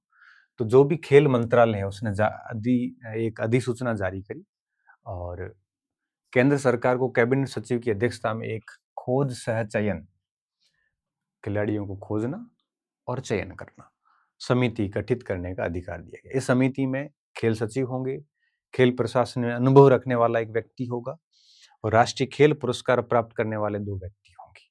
ये लोग क्या करेंगे? ये चारों विभिन्न खिलाड़ियों की खोज करेंगे, मतलब जो जो खिलाड़ी है उनको देखेंगे, निकालने पड़ेंगे खिलाड़ियों को, फिर उनको चयन किया जाएगा और उसके बाद उनको आगे भेजा जाएगा ताकि हम मेडल वगैरह ला सकें। समिति को जिम्मा दिया गया कि वह अध्यक्ष और बोर्ड के 2 सदस्यों के पदों को लिए ऐसे व्यक्ति के नामों की सिफारिश करे जो योग्यता और सत्यनिष्ठा और उत्तम प्रतिष्ठा रखते हो। इन व्यक्तियों को लोक प्रशासन, खेल कानून की भी जानकारी होनी चाहिए। गणतंत्र दिवस 2026। गणतंत्र दिवस आपको पता है दिल्ली में हर साल राजपथ पे इसकी परेड होती है और यहाँ पे मनाया गया, और गणतंत्र में हम हमारा शक्ति प्रदर्शन भी करते हैं, और उनको दिखाने के लिए हम विभिन्न अतिथियों को भी बुलाते हैं। इस बार हमने यूरोपियन यूनियन के लीडर्स को बुलाया क्योंकि अमेरिका को काउंटर करना था। अमेरिका कंटिन्यूसली हमें टैरिफ वगैरह की धमकियां देता रहता है, जिसके चक्कर में हमने इस बार यूरोपियन यूनियंस के लीडर्स को बुलाया, और फिर आपके 27 जनवरी की इनकी बैठक भी हुई, और 28 जनवरी को एक डील भी साइन हुई, जिसके ऊपर हम अलग से क्लास लेंगे आगे। तो गणतंत्र दिवस 2026 के समारोह में यूरोपियन यूनियन की अध्यक्ष उर्सुला वॉन डेर लियन और साथ में यूरोपियन परिषद के अध्यक्ष एंटोनिया कोस्टा को आमंत्रित किया था। भारत ईयू का जो सम्मेलन हुआ, परेड में शामिल होने के बाद दोनों नेताओं ने 27 जनवरी को भारत ईयू समिट में भी भाग लिया, और 2025 में हमारे जो अतिथि थे वो इंडोनेशिया के राष्ट्रपति थे। महत्व क्या होता है कि हम नियंत्रण जो भारत और यूरोपियन यूनियन के बीच मजबूत होते कूटनीतिक संबंधों को दर्शाना था, क्योंकि इस समय ग्रीनलैंड पे जो दावा किया जा रहा है अमेरिका के द्वारा, इससे पूरा यूरोप अमेरिका से नाराज है। चूंकि भारत के साथ में भी उसकी सही चल नहीं रही है, दक्षिणी अमेरिका भी नाराज है, तो ऐसी स्थिति में सबके साथ उसने ऐसी धमकियां दे रखी है, तो एक प्रकार से एक दूसरा ध्रुव तैयार हो रहा है। इसलिए भारत ने ईयू के साथ में रहने का प्लान किया। इससे क्या होगा? इससे ये होगा कि अमेरिका की जो एक दादागिरी कह सकते हो, तानाशाही कह सकते हो, उसके ऊपर कंट्रोल स्थापित किया जा सकता है। परमवीर दीर्घा का उद्घाटन, ठीक है, ये राष्ट्रपति भवन में 16 दिसंबर 2025 विजय दिवस के दिन परमवीर दीर्घा का उद्घाटन किया। इसमें क्या किया जाएगा? दीर्घा का मतलब होता है गैलरी। उस गैलरी में हमारे जो 21 परमवीर पुरस्कार विजेता है, उनका एक प्रकार से चित्र प्रदर्शनी की जाएगी। ठीक है। अगला है, राष्ट्रपति द्रौपदी मुर्मू ने संथाली भाषा में जारी किया भारत का संविधान। ये भी अच्छी बात है। 25 दिसंबर 2025 को सुशासन दिवस के अवसर पर, यह अटल जी का जन्म दिवस है, आयोजित एक समारोह में भारत के संविधान को संथाली संस्करण का विमोचन किया गया। इसकी जो लिपि है वो ओल चिकी लिपि है और अपनी विशेष लिपि ओल चिकी में प्रकाशित किया गया है। इस वर्ष 2025 में ओल चिकी लिपि के विकास की भी शताब्दी, क्योंकि लिपि 1925 में रघुनाथ मुर्मू द्वारा विकसित की गई थी, जिससे इस विमोचन का महत्व और बढ़ गया। ये है भारत का कॉन्स्टिट्यूशन जो संथाली में प्रकाशित किया गया 25 दिसंबर 2025 को। किस लिपि है? संथाली की लिपि कौन सी है? ओल चिकी। इसको 100 वर्ष पूरे हो गए लिपि को भी। रामसर सूची में शामिल। रामसर के बारे में मैंने एक अलग से क्लास सक्सेस पॉइंट चैनल पे ली थी। रामसर ईरान का एक शहर है जहां पर जितने भी आर्द्रभूमि क्षेत्र, वेटलैंड एरिया है, उनके संरक्षण के प्रयास किए जाते हैं। ठीक है। भारत के अंदर 96 स्थान हो गए हैं, तो 95 स्थान छत्तीसगढ़ का कोपरा है। कोपरा जलाशय है, ये बिलासपुर के पास स्थित है और ये छत्तीसगढ़ का पहला रामसर साइट है। ये जलाशय मीठे पानी की आर्द्र भूमि है जहाँ कई प्रवासी पक्षी, मछली वगैरह यहाँ पे रहती है। और इसके साथ साथ में यहाँ पे कॉमन पोचार्ड है, मिस्र के गीद वगैरह कई दुर्लभ प्रजातियां भी पाई जाती है। और 96 नंबर पे है सिलीसेड, जो कि सबसे रिसेंट है।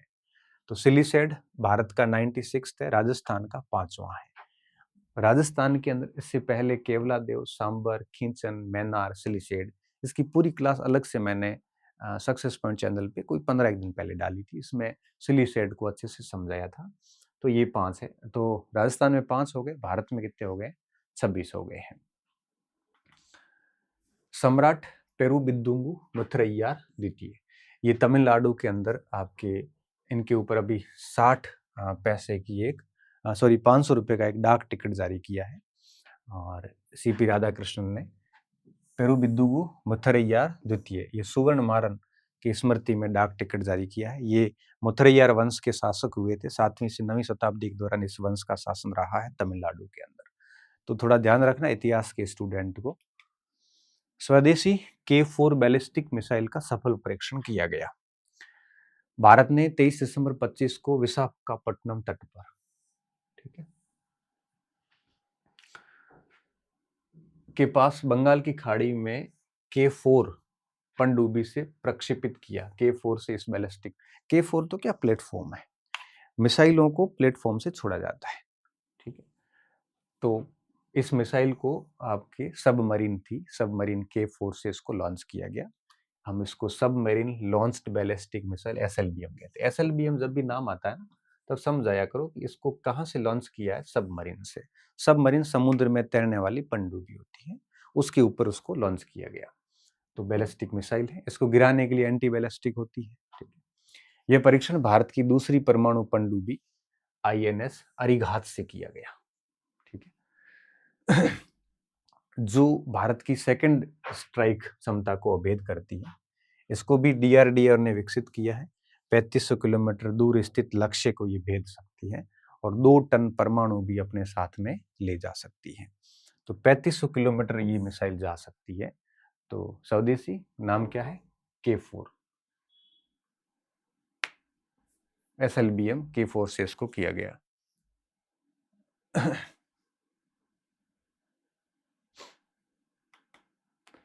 आकाश नेक्स्ट जनरेशन, भारतीय सेना ने आकाश मिसाइल डिफेंस सिस्टम के एडवांस वर्जन आकाश नेक्स्ट जनरेशन।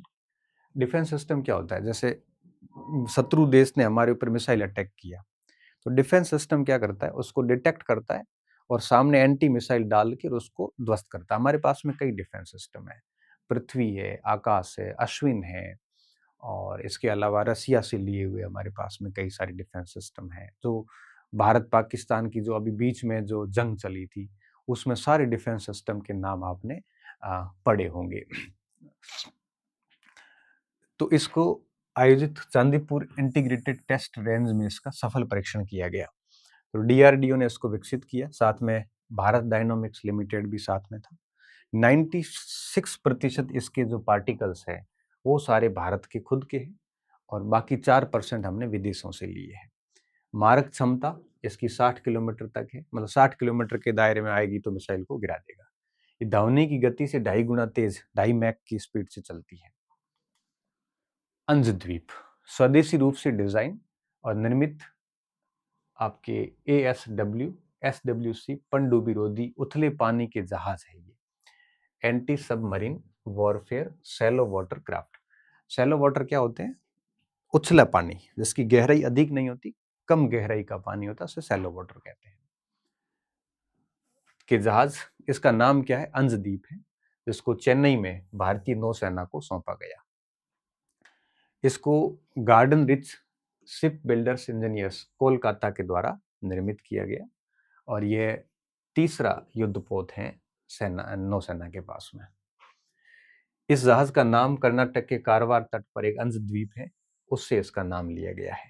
ठीक है, ये पहले इसका प्रकार का एक पैट्या श्रेणी का जहाज रहता था, उसी को ठीक करके किया गया, इसलिए इसको अंशद्वीप का पुनर्जन्म भी कहते हैं। INS सिंधु घोष। ठीक है, तो इंडियन हमारा जो नेवल जितने भी हमारे पास में उपकरण है उसमें से एक सिंधु घोष भी था। तो भारतीय नौसेना की मारक क्षमता का आधार रही थी ये पनडुब्बी INS सिंधु घोष। इसको 40 वर्ष की सेवा के बाद मुंबई में इसको सेवा मुक्त कर दिया गया, वो उसको बाहर निकाल दिया गया। सिंधु घोष श्रेणी की पहली पनडुब्बी है जिसमें 4 दशकों तक देश की समुद्री सीमा की सुरक्षा की थी। रूफटॉप सोलर, गुजरात देश में शीर्ष पर। रूफटॉप का आपको मतलब पता ही है कि घर की छतों के ऊपर सोलर पैनल लगाना ताकि घरों की जरूरतें सौर ऊर्जा से पूरी हो सके। तो नवीकरणीय ऊर्जा के क्षेत्र में गुजरात ने प्रधानमंत्री सूर्य घर योजना जो थी उसमें 5 लाख से अधिक रूफटॉप सोलर सिस्टम स्थापित कर देश में पहला स्थान हासिल किया। जितने भी रूफटॉप लगाए हैं उसमें 1879 मेगावाट की क्षमता के रूफटॉप गुजरात में लगे हैं। तो पहला नंबर गुजरात का है, दूसरा नंबर महाराष्ट्र का है और तीसरा नंबर यूपी का है। ठीक है, राजस्थान अभी इस श्रेणी में नहीं है। अभी राज्य का योगदान मात्र अभी 5.6% ही है। किम्बरली प्रक्रिया,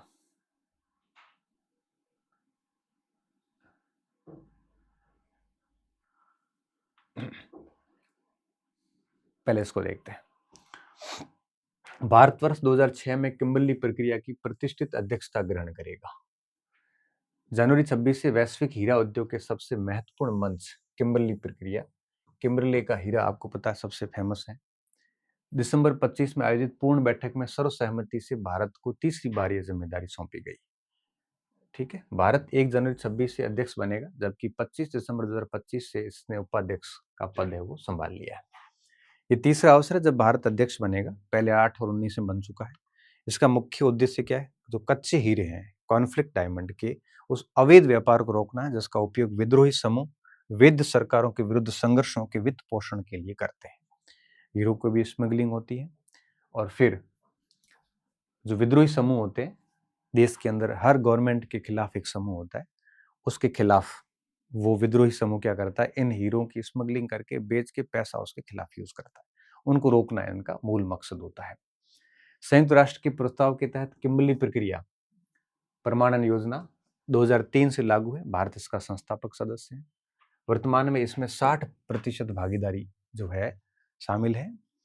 यूरोपियन संघ की इकाई को मानकर यूरोप का सबसे अधिक हिस्सा है इसमें। ये सरकार, उद्योग और नागरिक समाज की एक त्रिपक्षीय पहल है। किम्बर्ले प्रोसेस क्या होती है? जैसे विवादित हीरा, खून का हीरा, फिर उसको प्रमाणन किया जाता है, फिर संघर्ष मुक्त प्रमाणिक हीरे। इसका उद्देश्य क्या है? अवैध और संघर्ष वित्त पोषित हीरों के व्यापार को रोकना। ठीक है, ये पूरी की पूरी निगरानी करेगा ये। इसी को इधर इंग्लिश में लिखा गया था कि इसमें 60 पार्टिसिपेंट होते हैं, 4 ऑब्जर्वर हैं।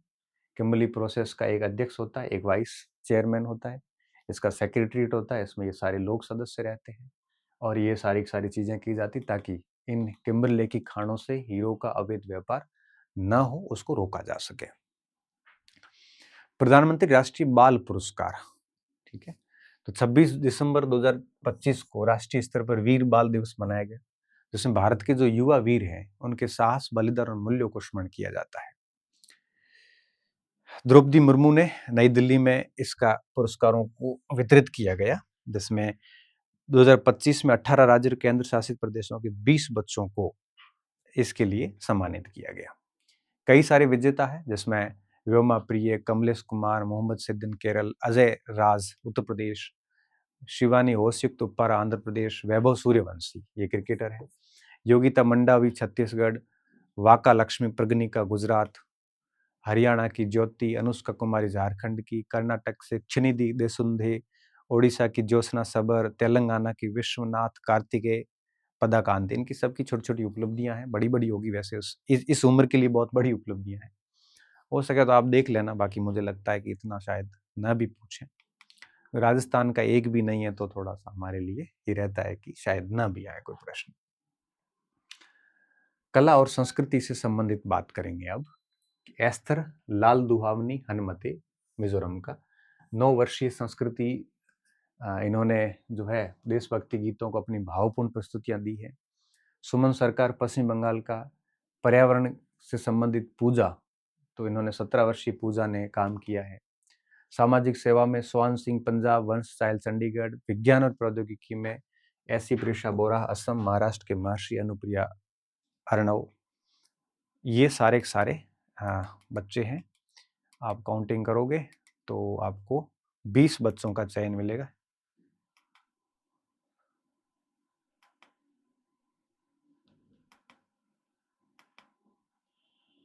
ठीक है, ये 20 बच्चे थे टोटल, राजस्थान का एक भी नहीं था इसमें। राष्ट्रीय विज्ञान पुरस्कार 2025,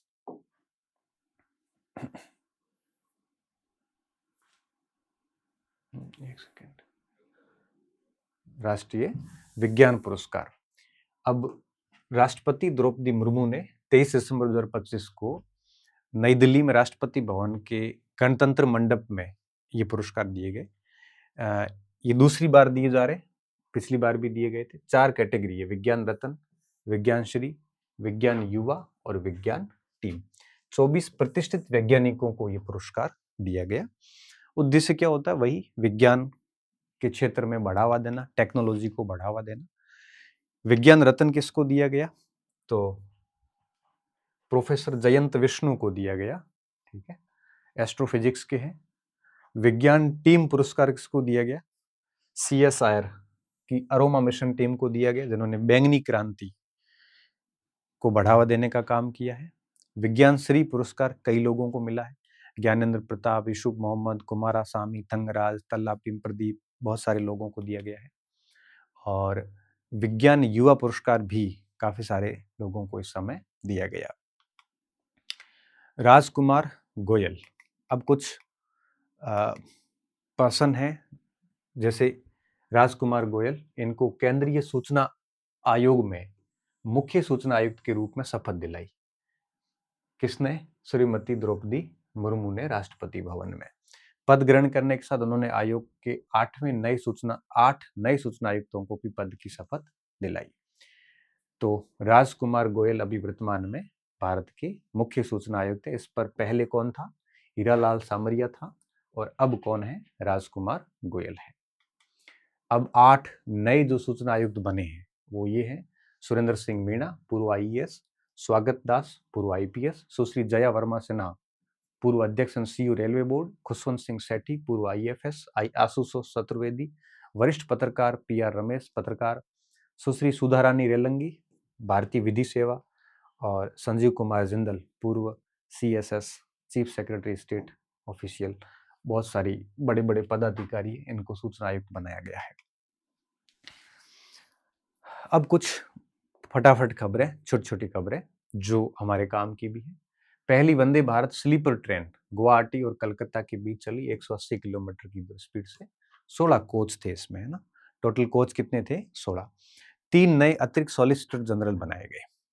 केंद्र सरकार ने 22 दिसंबर 2025 को एक औपचारिक अधिसूचना जारी करके सरकार का जो पक्ष रखने वाले वरिष्ठ अधिकारी होते हैं उनको सॉलिसिटर जनरल कहते हैं, 3 बनाए हैं।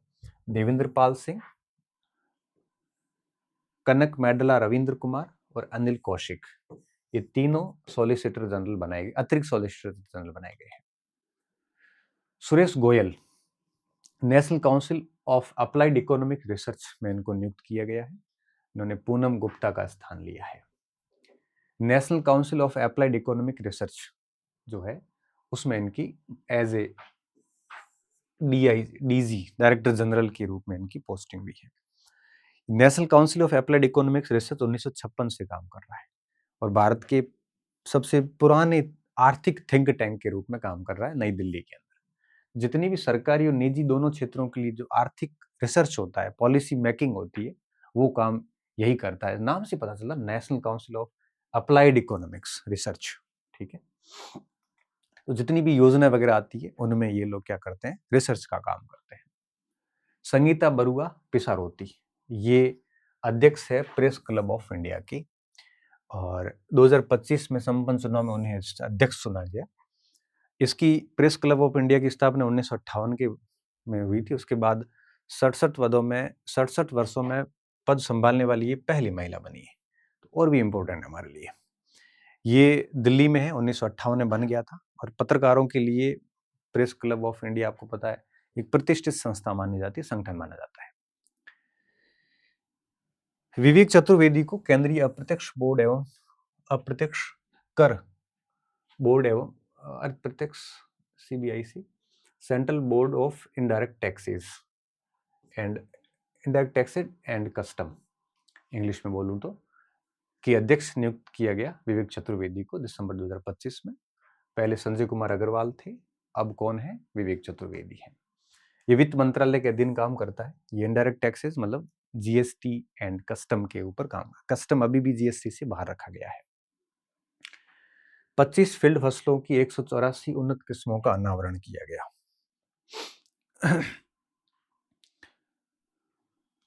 तो आज दिन तक 1969 में शुरू हुई थी गजट अधिसूचना प्रक्रिया के बाद अब तक कुल 7205 फसल प्रजातियां भारत में है। 7205। ये काम कौन करता है?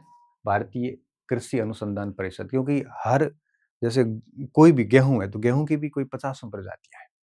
तो विभिन्न फसलों की कुल कितनी प्रजातियां हैं? 7203 वेरीफाइड, आप यूं कहिए कि प्रमाणित जितनी भी आपके प्रजातियां हैं। ये महेश शरद चंद्र को भारत के मुख्य न्यायाधीश के परामर्श से इनको झारखंड उच्च न्यायालय के मुख्य न्यायाधीश के रूप में नियुक्त किया गया। रेवंती प्रसाद मोहित डेरे, इनको मेघालय उच्च न्यायालय के मुख्य न्यायाधीश के रूप में नियुक्ति दी गई। संगम कुमार साहू, इनको पटना उच्च न्यायालय के मुख्य न्यायाधीश के रूप में नियुक्त किया गया। एयर मार्शल तेजिंदर सिंह, इनको दक्षिणी पश्चिमी वायु कमान के air officer commanding in chief के पद पे नियुक्त किया गया।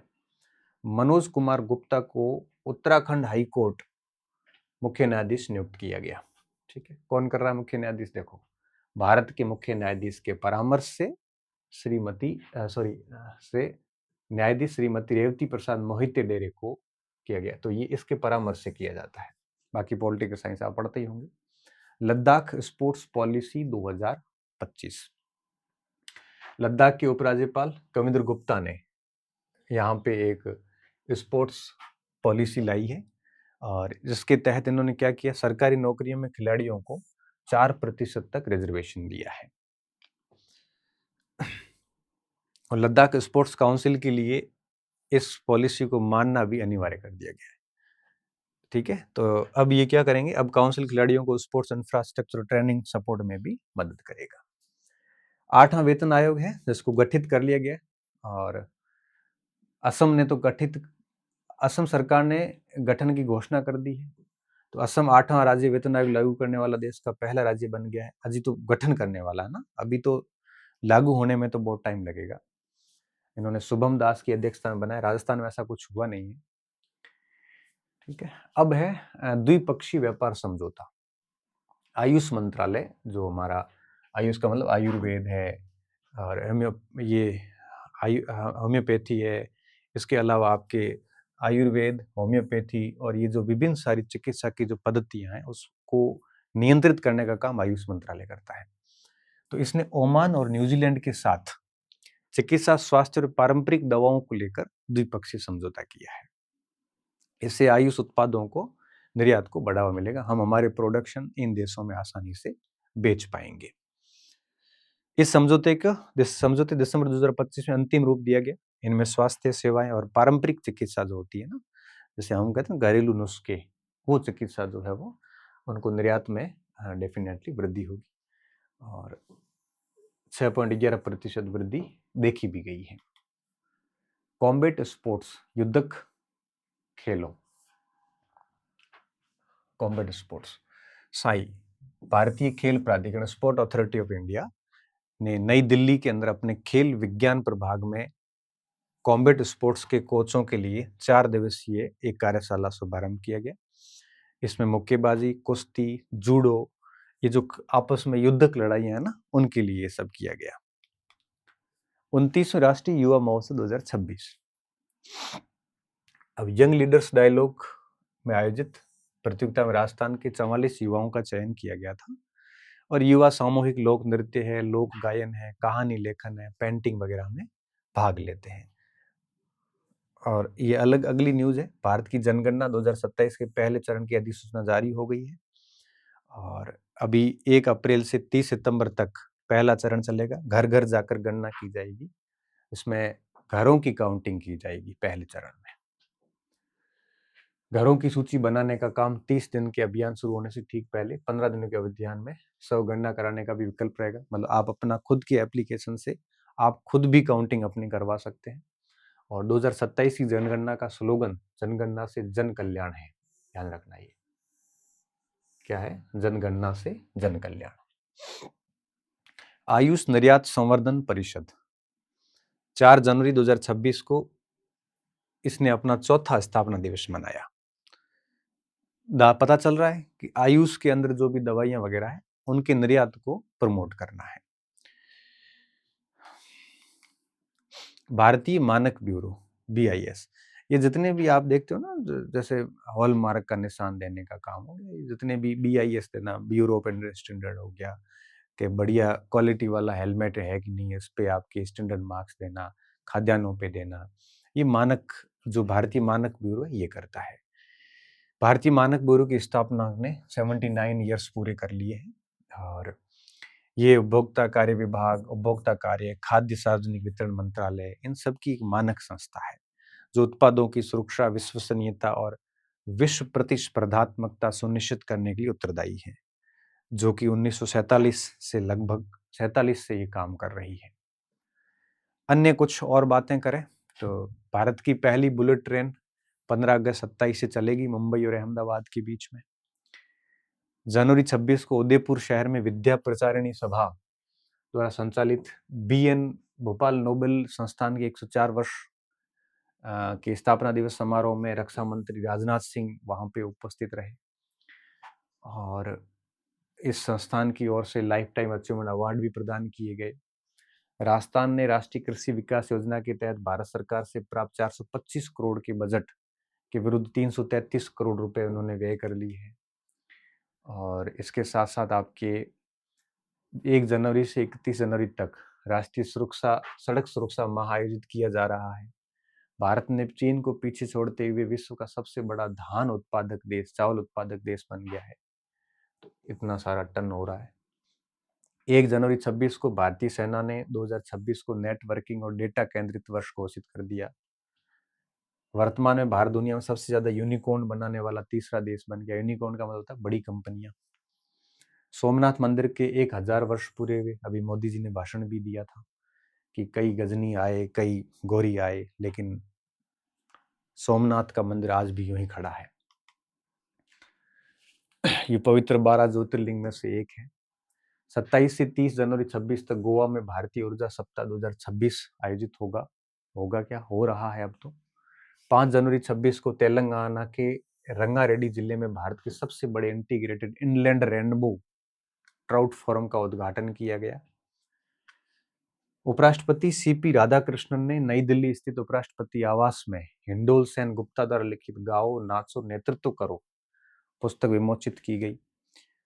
भारतीय रेलवे हरियाणा के जिंद सोनीपत खंड पर देश की पहली हाइड्रोजन संचालित ट्रेन का ट्रायल शुरू कर दिया है 26 जनवरी से। दिल्ली सरकार ने महामारी रोग अधिनियम 1897 के तहत मानव रेबीज को अधिसूचित रोग वाले रेबीज के कारण होने वाली मानव मौतों को शून्य कर दिया। अब रेबीज से होती नहीं है मौतें इतनी।